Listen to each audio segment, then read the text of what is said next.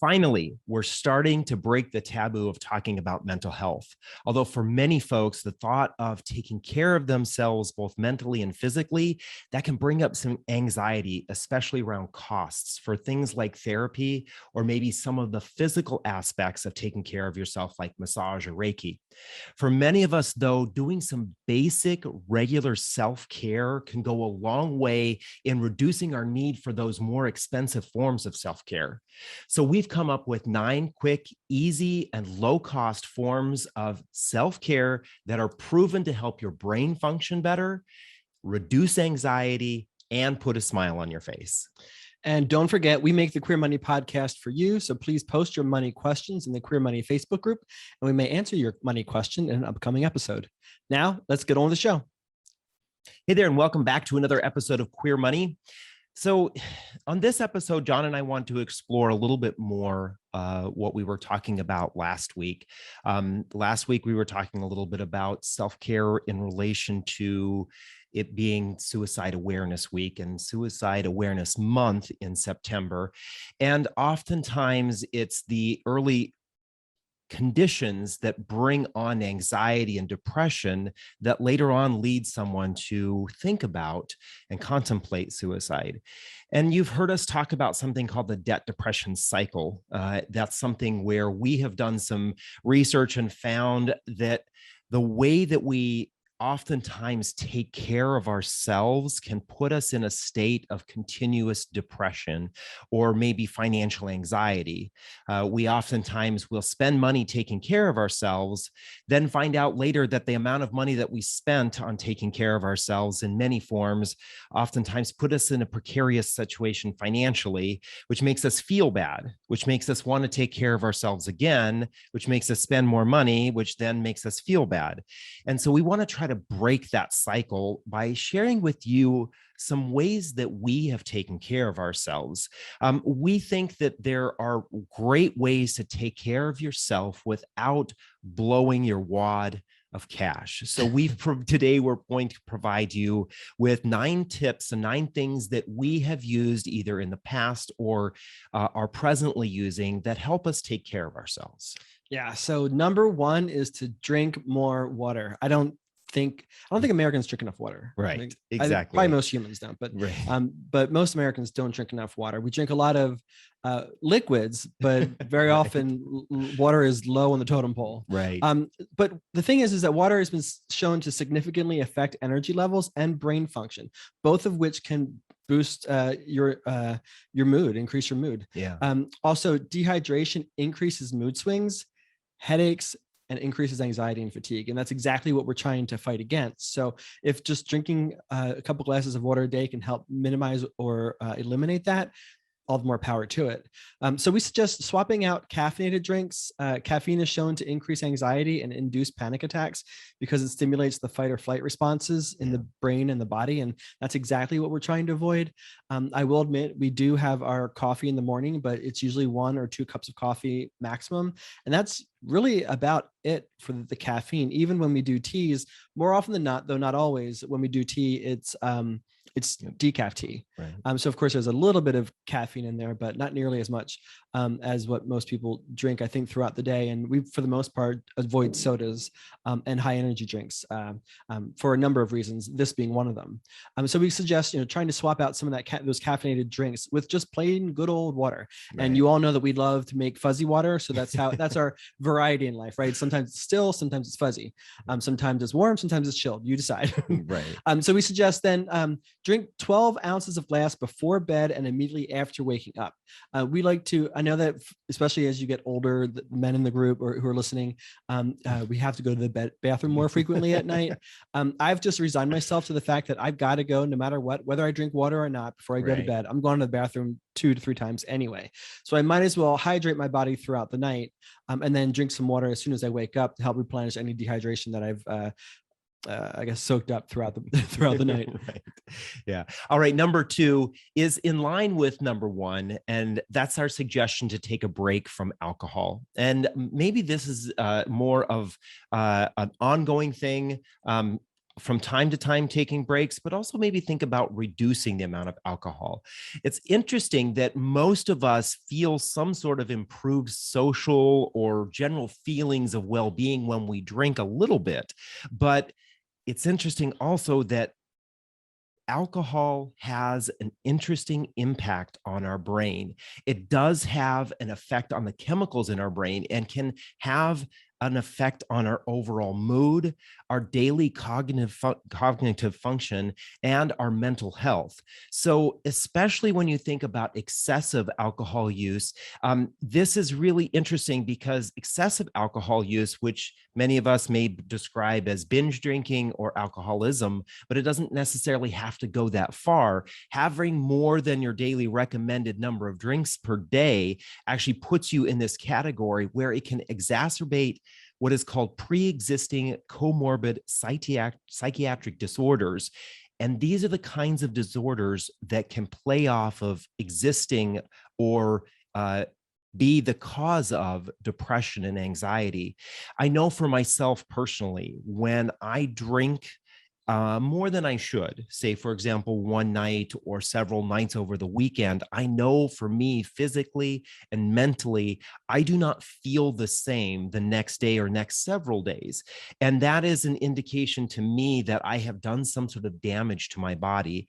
I know that a lot of other folks feel this way too. And that's part of the reason why John and I try to ourselves do at least one dry month a year. And we also encourage other folks to do that. There's things like sober October, dry January, or dry July. These are oftentimes the time of year when other people are doing this. So you can maybe find some of your friends who are doing the same. So number 2 here is to take a break from alcohol for a bit.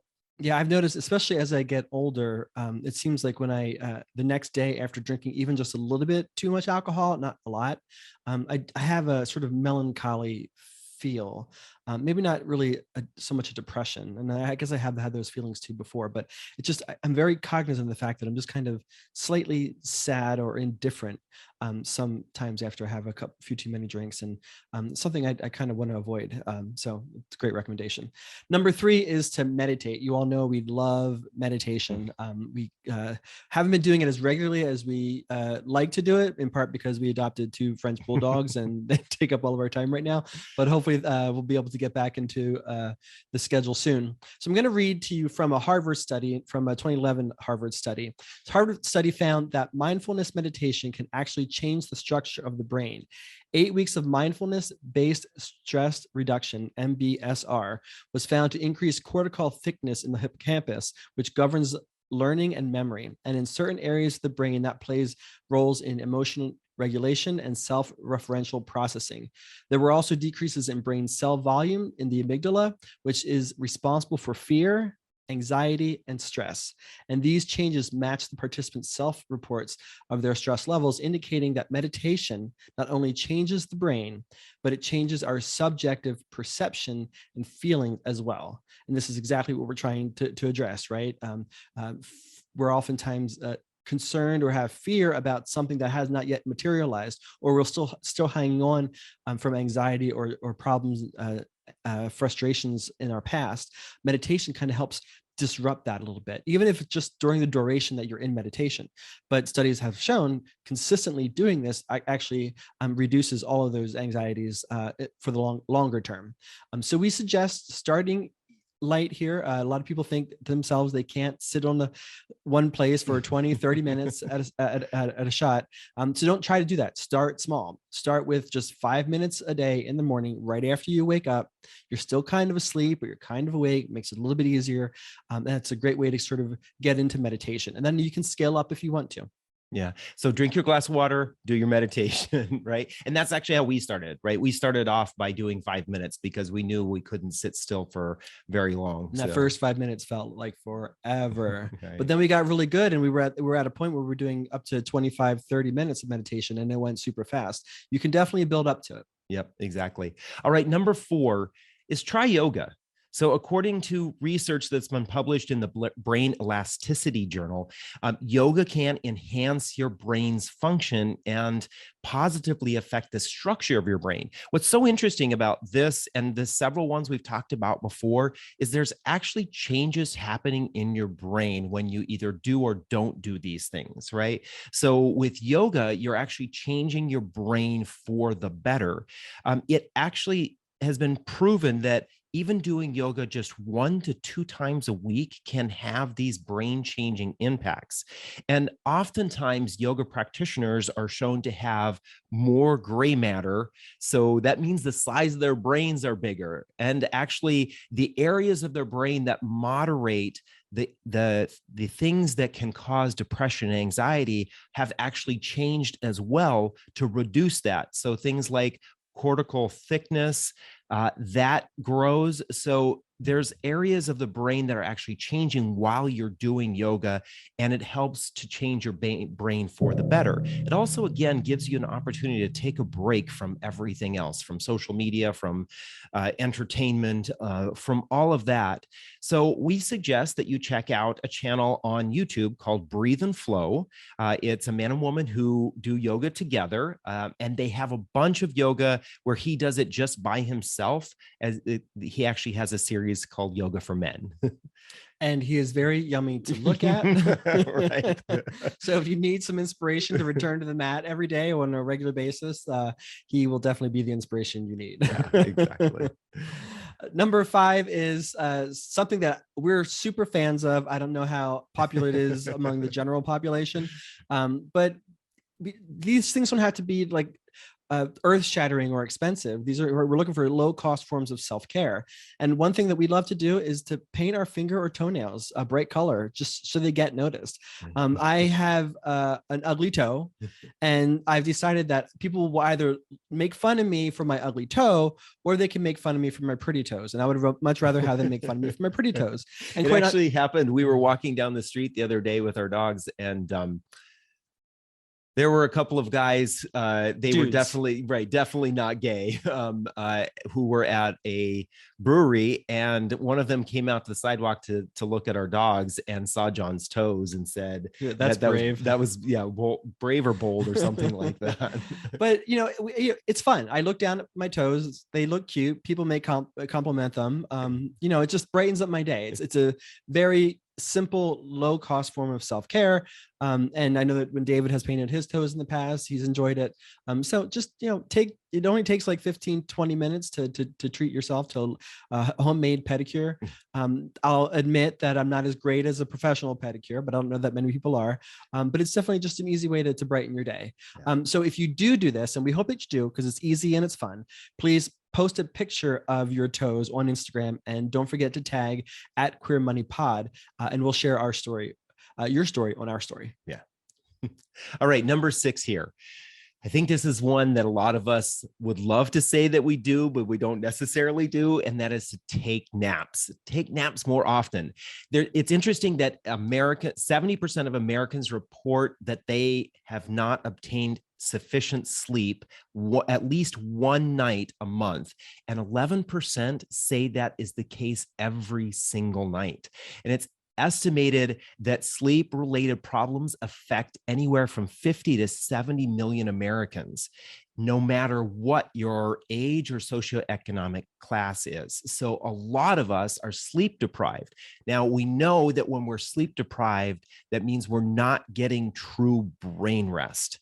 And that true brain rest allows us to break the cycle of feeling anxious or having negative thoughts about ourselves. So if you find it hard to take a nap, think about some ways that you can take a nap that you may not have thought about before. One of the things that I used to do from time to time is I would go out to my car when I was working. I would leave the office, go out to my car, just take a 10 to 15 minute nap. I would set the alarm on my phone, take a break mentally, physically, and just lay there. Especially it was great when it was a cooler day and the car was nice and warm, right? So think about areas or places that you can take naps that are kind of out of the norm. So our suggestion for you on this one is to try to take a nap this weekend. Try to take a 20 to 30 minute nap. Just take a break, give your brain a rest, and get some much needed relaxation in as well. I am a super fan of the 2 p.m. nap. Nothing beats that. Number 7 is to read good fiction books. Like, get lost in a story. Right. Nothing that's accurate, historical, political. Just get lost in a fantasy of some sort. Yep. We're inundated with social media, movies, and TVs, and we're constantly soaking up, consuming this cotton candy, so to speak. And that actually has an adverse effect on our brain and our mental health. Read a book, get lost in a story. Imagination is good exercise for the brain, and more active engagement in your brain actually increases your caloric expenditure. That can also be good for your health. So even just reading is more active than watching TV, and that can help you not only make you happier, but actually work on your health as well. So we encourage you to go to overdrive.com and download the Libby app to get books from your local library on your phone, computer, or tablet, all for free. Yeah, exactly. Number 8 here is in line with kind of exercising your brain, but this is actually exercising your body. Go for a walk. Get outside and go for a walk. Leave behind the music. Don't go with anyone else. Just take some time for yourself. This allows you to think freely. It allows you to use your imagination, as we just pointed out in the reading, but it allows you also to talk to yourself about positive things. And we would really suggest this when you're taking walks, is to really do focus on positive things. What are you grateful for? What is going on in your life that is exciting or fun? What can you look at around you that puts a smile on your face, or even just enjoying the beauty around you? So we would suggest that this week, find a local park, go for a walk by yourself, especially if do this when it's safe, but go for a walk, enjoy some time outside, enjoy some time thinking positive thoughts about yourself. And then go home and take a nap. Exactly. A growing trend in the meditation space is our walking meditations. Now, I haven't looked too much into that, but that might be something for folks to check out. Walking meditations. So you're kind of killing 2 birds with 1 stone there. Yeah. But don't kill birds on your walk. And then number 9 is to eat more fruits and vegetables. Again, as with water, most Americans aren't eating enough fruits and vegetables, and that has, again, an adverse effect on our physical and mental health. Green leafy vegetables like kale and spinach and broccoli and berries, especially blueberries, they're all wonderful, improve your brain function, make your brain healthier, and that can all improve your mental and emotional health. Fresh foods give your body, brain, and nutrients they need. There's the dog. Frozen versions can help keep costs down, but have some nutrients that can be mixed into smoothies, which we're super fans of smoothies. Our dogs are not, however, fans of smoothies because they do not like the blender. So they do love blueberries, though. They do love blueberries, though. So we encourage you to set aside $5 or $10 in your budget for this week, specifically to get fresh fruits and vegetables to use as a snack or as a dessert. One of our favorite desserts, when we're not being super bad, is to have just one piece of dark chocolate and a couple blueberries or raspberries, and that can actually really satiate our desire for some sugar. And it's actually a lot better for our physical and mental health, and it'll be better for yours as well. So those are our 9 tips for low-cost forms of self-care. Give 1 or 2 a try this weekend. Let us know how they work out for you. We want to hear the benefits that you feel. Thanks again for joining us for this episode of the Queer Money Podcast. Here's your Queer Money takeaway from this episode. First, let's keep talking and normalizing taking care of our mental health. That is really important. But second, pick 2 or 3 of these 9 items that we just talked about to boost your brain power and mental health. Your brain will thank you for it, and you'll feel better and happier. Then join us next week when we break down 5 steps you can take to break bad financial habits. This is going to be a good one. We learned the hard way. And then again, we make the Queer Money Podcast for you. So please post your money questions in the Queer Money Facebook group. We may use your question in an upcoming episode. Thank you, and we'll talk with you next week.